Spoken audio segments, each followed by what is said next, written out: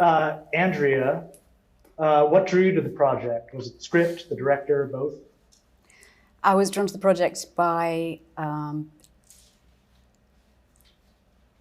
were a few elements that I knew. I was attached to the project for quite some time.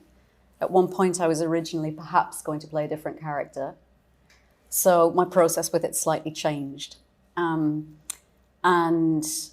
I was drawn to it because of David, and I was drawn to it because of the extraordinary talent that I knew David's attachment or creation would then attract. And it's almost like, holding part of something but not seeing it in its entirety, because you don't actually, even if you have the whole script, it's not biblical in the sense that it's ever evolving, right? Yeah. So you're only seeing parts of what the larger creation is, and that's the exciting thing about working with David. It's in a sense, it almost slightly reminiscent of working with Mike Leigh for me, who was the first person that I made a film with. So there was a great ease and comfort that felt very familiar. Awesome. John David and Rami, talk about the development of your characters and how involved was David in that process?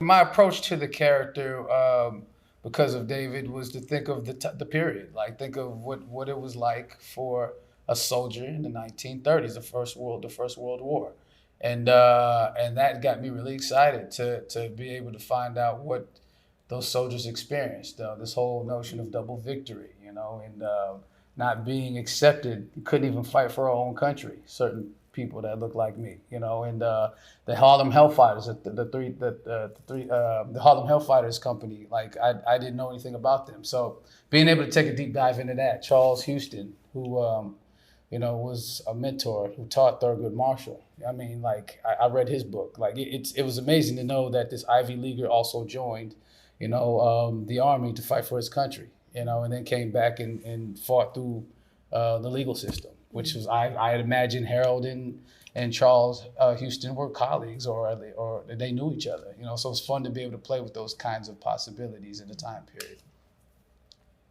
Awesome. Rami, how was character development for you?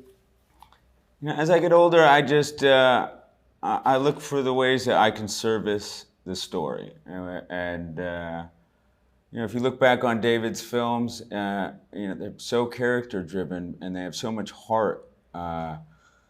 And what he looks for is just this truth, this removal of all artifice. And we'd be on the phone sometimes, and you guys know how David could be. He'll take about a 5-minute break on a phone. You think he might hang up on you, but no, he's just waiting, taking his sweet time. I'm like, you still there? He's like, yeah, I'm here. I'm just thinking. Oh, yeah, that's true. And that's true. Yeah. And then he'd come in and be like, "Is this your voice?" I'm like, "Yeah, that's my voice." Yeah, I like that. We should have that in the movie. I'm like, my voice? Yeah, we should have that in the movie.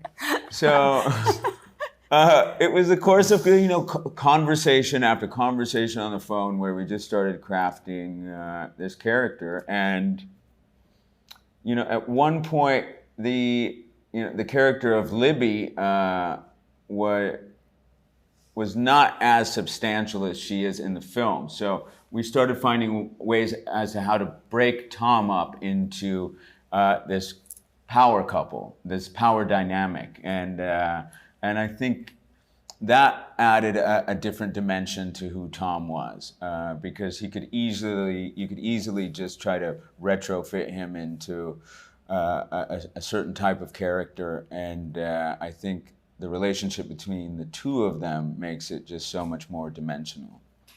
And then I said, I want a mustache, and he said, no mustache. And he told me that he goes, Rami, I used to have a mustache, and my son just looked at it, and he said, Dad, it scares me. It scares me. And so he would look at me and he goes, people are going to be scared by the mustache, Rami. No, they're not. People like the mustache. It's the most David conversation ever. That's a very David conversation, but... There are many important themes in the film. Which one do you feel is the most powerful? And will stick with the audiences after the film is over? I think there's so many themes in this movie, some big, some political. But I think the one that is going to resonate with audiences the most is friendship. I think love and friendship kind of supersedes everything else that these characters experience in this film. And it is the thing at the end. I remember the first time David showed me a rough cut of the film. He was looking at 2 different ways to end it. And I said, well, that ending leaves me thinking, but that ending leaves me feeling. And I think the magic of this movie is that it makes me feel so many things. I think you should end with the second one. And I haven't actually seen the final cut of the film, so I don't know how it ends, but we'll see. And That's awesome. I have to add this. When you walk out of this film, hopefully you'll be asking yourself, what was that Amsterdam for you? What was that moment where you reckoned with the truest part of yourself? You had emotion, but you also had struggle, and you had these passionate relationships and loyalties that carried you through some of the darkest and most vibrant moments in your life.